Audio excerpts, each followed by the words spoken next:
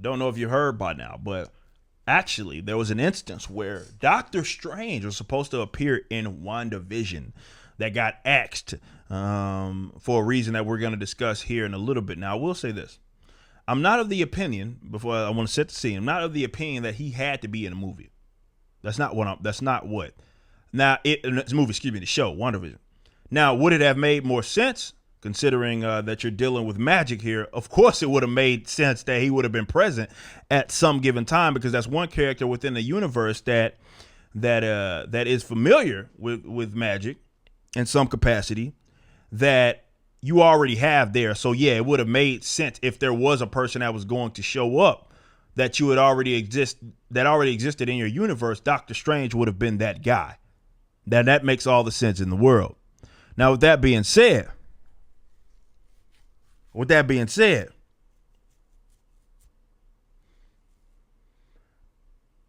the reason that they give, which we'll read here in a little bit, we're going to read this from Forbes, who kind of summarized the event. The reason that Kevin Feige, who I've ragged on many times,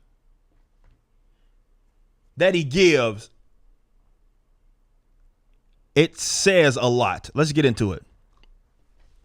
So as you can see, half of WandaVision was spent with Marvel fans looking for cameos from past and future heroes, but most weren't found outside of a bit of a stunt casting. Even Evan Peters as Wanda's fake undead brother, reprising a role as Quicksilver, which he ended up not even being that. He ends up being a fucking Boner or whatever his name is.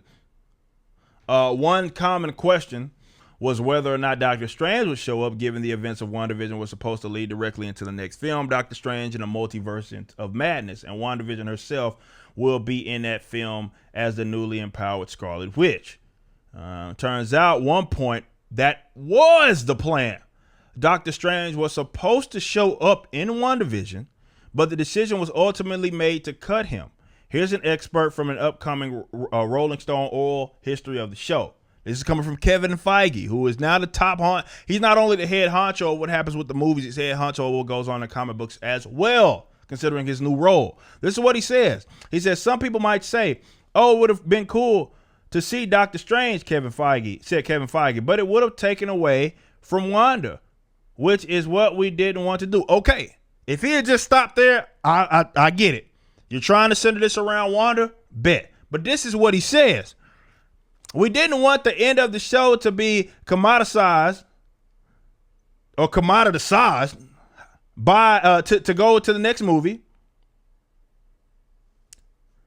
Here's the white guy. Let's show you how power works. Again, if he stopped right there, he would have been fine with me. In all honesty, like I would have been like, okay, makes all the sense in the world. It is her show. You want to have it centered around her. I got you. But the reason being is, okay, here's the white guy.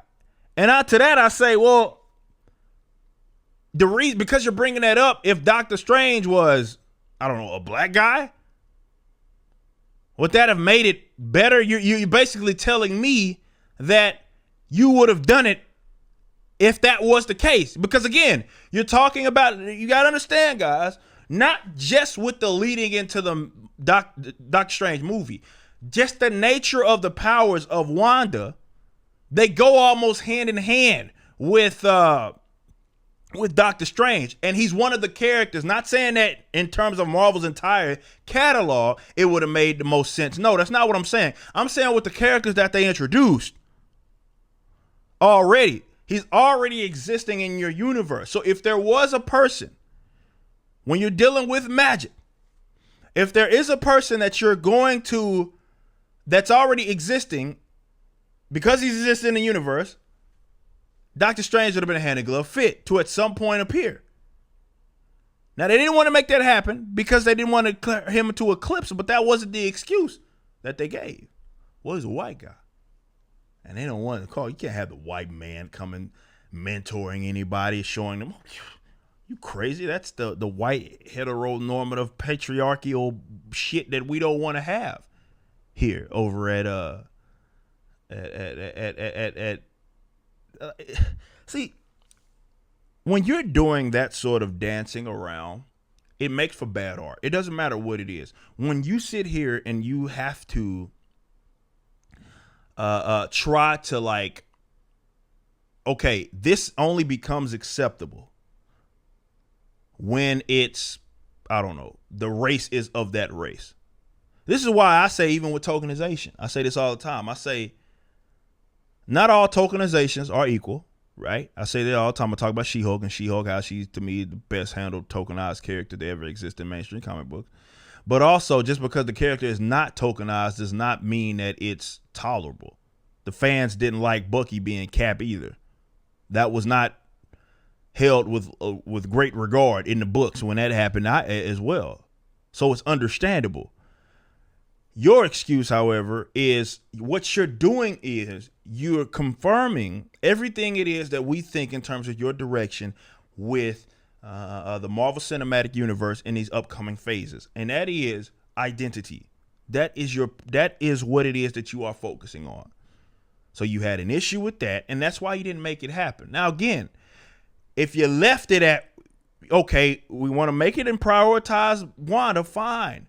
But when you say, okay, here's the white guy, you're telling me that, okay, the only reason that you didn't make that happen was because of that. Much like, again, what we saw with, like, in the books with Captain Falcon, if you will. Same thing. That happened solely because of his race. And they let you know it, right? They let you know it. That's why it happened.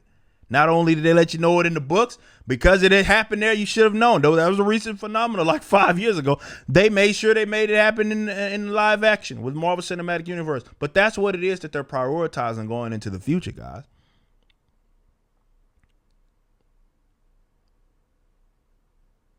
That's the route. It's identity first. Everything that makes you a hero and any sort of alliance, teammate, that shit comes after the fact. And this is why I say that they have a bunch of people, and being authorized by way of Kevin Feige, of course, because they don't have anything else to lead with. Everything's racial. Everything's going forward is based on sexism, sexuality, or gender. All of that. That's the direction they made it abundantly clear. That's where they're going to go. When you lead with that, it makes for just bad entertainment and bad art, because you're having nothing happens organically. Nothing does or really does not happen organically. Organically. Excuse me. That's the direction that they're going. Kevin Feige has made it abundantly clear. So when you see the line skipping that we've seen, characters that absolutely nobody asked for, that's why.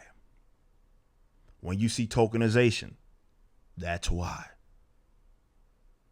Now, it makes for bad art. It makes for a lot of line skipping because there's a big ass catalog of Marvel superheroes that I'm sure fans, not normies, I'm talking actual comic book fans, would like to see before, I don't know, Miss Marvel, aka the current Miss Marvel, Kamala Khan.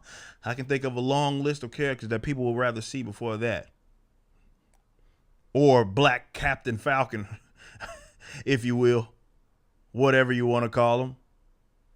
Or whatever long list of entire Eternals cast is basically tokenized. None of them are of their original ilk.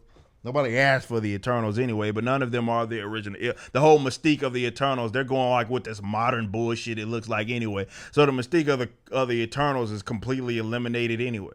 These guys are leading with identity. That's what they want to do.